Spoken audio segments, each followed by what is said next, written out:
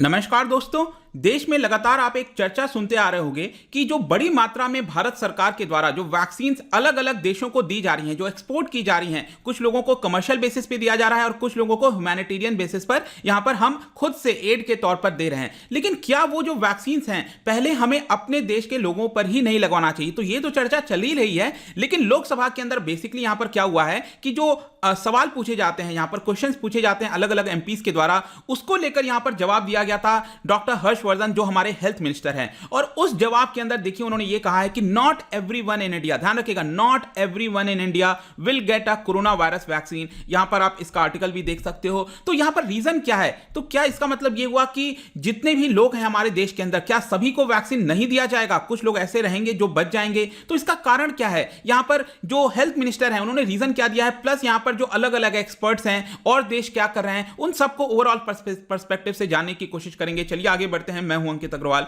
और अपडेट के लिए आप मुझे फॉलो कर सकते हैं इंस्टाग्राम, फेसबुक और ट्विटर पर। मेरे लेक्चर की हर पीडीएफ आपको फेसबुक पर तो मिलेगी ही, प्लस साथ में आप मेरा टेलीग्राम चैनल ज्वाइन कर सकते हैं by searching Ankit Agarwal official. और जैसा कि आपको पता है कि यूपीएससी का नोटिफिकेशन आ चुका है, आप अपनी प्रिपरेशन अभी करना चाहते हैं, इस वर्ष का प्रीलिम दे रहे हैं, अगले साल दे रहे हैं, तो आप अपनी प्रिपरेशन को बेहतर करने के लिए यूपीएससी का जो स्मार्ट कोर्स लॉन्च किया गया है स्टडी आईक्यू के द्वारा, उसको अपना सकते हैं, जहां पर कॉम्प्रिहेंसिव वे में जितनी भी चीजें हैं आपको एक जगह उपलब्ध हो जाती हैं। चलिए आगे बढ़ते हैं। यहां पर सबसे पहले समझते हैं कि एग्जैक्टली हुआ क्या है। तो यूनियन हेल्थ मिनिस्टर ने कई सारे जवाब दिए। तो यहां पर फ्राइडे को ही ये सारी चीजें सामने आई। तो उन्होंने ये कहा कि जो वैक्सीन हैं इसको लेकर कोई भी मिसकंसेप्शंस नहीं होना चाहिए। जो दो वैक्सीन का इमरजेंसी अप्रूवल दिया गया है, एक तो है आपका सीरम इंस्टीट्यूट के द्वारा बनाया हुआ कोविशील्ड और जो भारत बायोटेक के द्वारा बनाया हुआ हमारा कोवैक्सीन है, दोनों ही काफी अच्छे हैं। यहां पर हमें उसको लेकर कोई भी दिक्कत नहीं होनी चाहिए। और यहां पर क्वेश्चन आवर के समय, जो लोकसभा के अंदर क्वेश्चन आवर होता है, उन्होंने ये कहा कि करीब 3.5 से 4 करोड़ लोगों को अभी तक वैक्सीन दी जा चुकी है। साइड इफेक्ट की अगर हम बात करें तो बहुत ही माइनर है, मतलब 0.000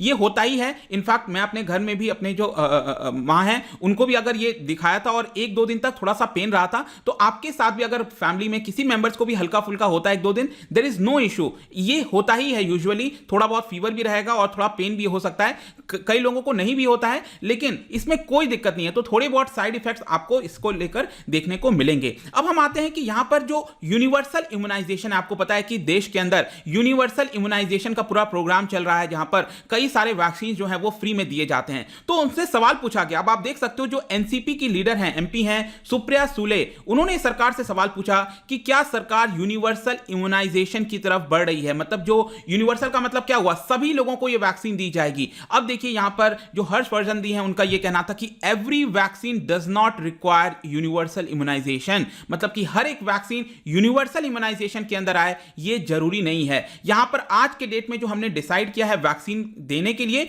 वो अभी स्टार्टिंग में हेल्थ केयर जो स्टाफ है उनको दिया जा रहा है, सीनियर सिटीजन जो 60 साल से ऊपर के उनको दिया जा रहा है, और जो कोमोर्बिडिटीज हैं जिनको 45 ईयर्स से लेकर 60 ईयर्स के बीच में, उनको ये वैक्सीन दी जा रही हैं। और ये सारी चीजें ऑब्वियस सी बात है आगे आने वाले दिनों में इसको बढ़ाया जाएगा, जो इसका विस्तार है बढ़ाया जाएगा। लेकिन ये जितनी भी चीजें हैं कि हम ये स्टेप वाइज चल रहे हैं, तो ये एक्सपर्ट के ओपिनियन के बेसिस पर चल रहे हैं। यहां पर ऐसा नहीं है कि जस्ट हमने डिसाइड कर लिया, जो एक्सपर्ट्स कह रहे हैं हम उसके बेसिस पर डिसाइड किए हैं। और सिर्फ इंडियन एक्सपर्ट्स नहीं, जो WHO से कंसल्ट करके ये सारी चीजों को देखते हुए हमने ये डिसाइड किया है कि इस तरह से हम आगे बढ़ेंगे। उन्होंने कहा है कि ये साइंटिफिकली नेसेसरी नहीं है। उनका बेसिकली ये कहना है कि जरूरी नहीं है कि वैक्सीन जो है वो हर एक पर्सन को देश के अंदर दिया जाए तभी जाकर हम कोविड-19 से मुक्ति पा सकते हैं। यहां पर जो प्रायोरिटाइजेशन का प्रोसेस है वो बहुत ही ज्यादा डायनेमिक है। अब देखिए उनका रीजन क्या दिया जा रहा है, जो वायरस है वो अपने आप में डायनेमिक है। आपने देखा होगा रिसेंटली ब्राजील का कोई नया आपका जो है स्ट्रेन सामने आ गया, साउथ अफ्रीका का स्ट्रेन सामने आ गया, यूके की काफी चर्चा हुई, एक नया स्ट्रेन सामने आ गया। मतलब कि वायरस भी तो बदल रहा है।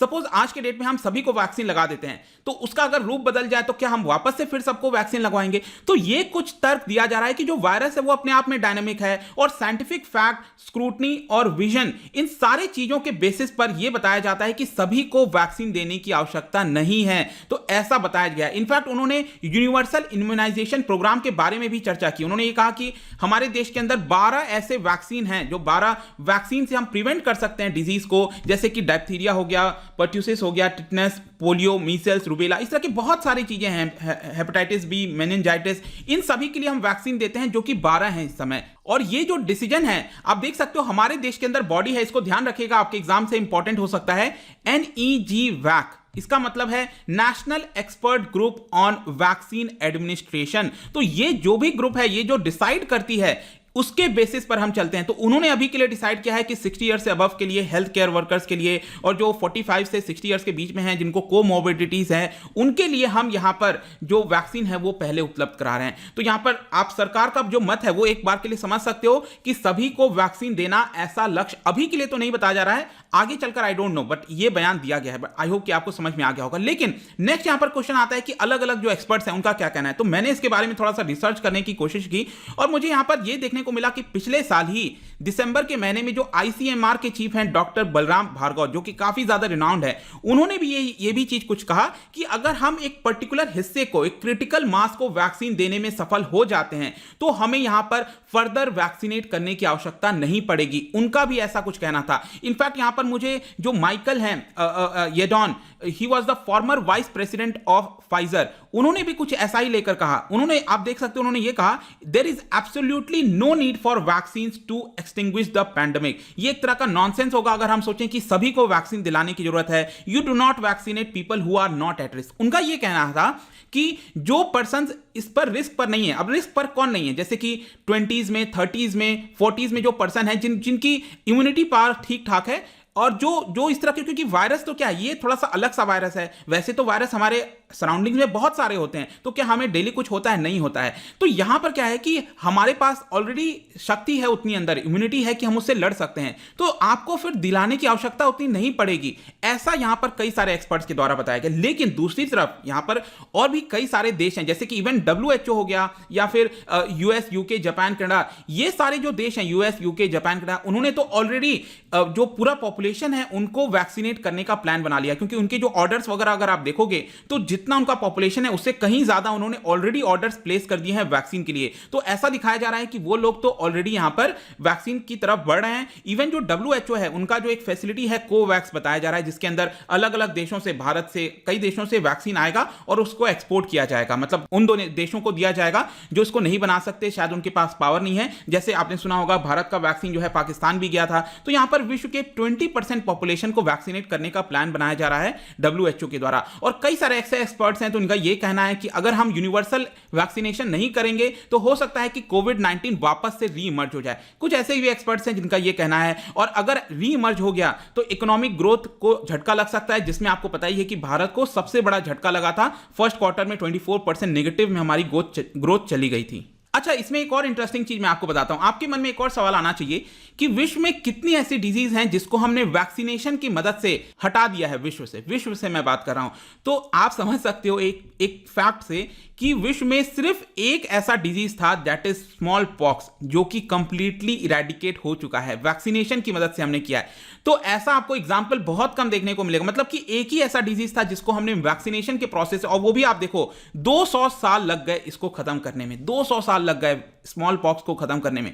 तो वैक्सीन से अगर हम सोचते हैं कि डिजीज खत्म हो जाएगा, अब कई लोग कह सकते हैं पोलियो, देखो दोस्तों, पोलियो अभी भी, मतलब वैसे तो हम कहते हैं कि भारत से पोलियो जा चुका है, लेकिन 2019 में कई सारे रिपोर्ट्स ऐसे आई थी जिसमें 50 केसेस मिले थे। अब ये जीरो के बराबर ही है इतनी बड़ी पॉपुलेशन में, और WHO की गाइडलाइंस यही कहती है कि अगर इतने कम केसेस हैं तो वो पोलियो फ्री देश ही माना जाएगा। तो यहां पर आप देख सकते हो कि भारत से चला गया, लेकिन हमारे जो पड़ोसी देश हैं, अफगानिस्तान, पाकिस्तान, श्रीलंका का मुझे शायद कुछ रिसेंटली न्यूज आया था कि वहां भी जा चुका है। तो इस तरह के थोड़े बहुत देशों में, अफ्रीका में 1-2 देश हैं जहां पर आपको पोलियो वगैरह देखने को मिलेगा। तो ये अभी भी ऑलरेडी यहां पर विश्व में है। तो सिर्फ एक स्मॉल पॉक्स ही ऐसा डिजीज था जो कि जा चुका है। इसके अलावा टिटनेस, मीजल्स, सभी के वैक्सीन अवेलेबल है, लेकिन क्या डिजीज चला गया है? तो नहीं गया है। अगर हम वैक्सीन प्रोवाइड भी कर देते हैं सबको, तो क्या डिजीज चला जाएगा? नहीं जाएगा। ये बहुत मुश्किल है। डिजीज क्या है कि अपना, वो भी अपने आप को जो है हम लोग के साथ रहने के लिए अलग अलग चीजें करता रहेगा। वो वायरस भी तो वही करता है कि अपने आप को एडजस्ट करने को। वो वायरस नहीं चाहता कि हमें मारे,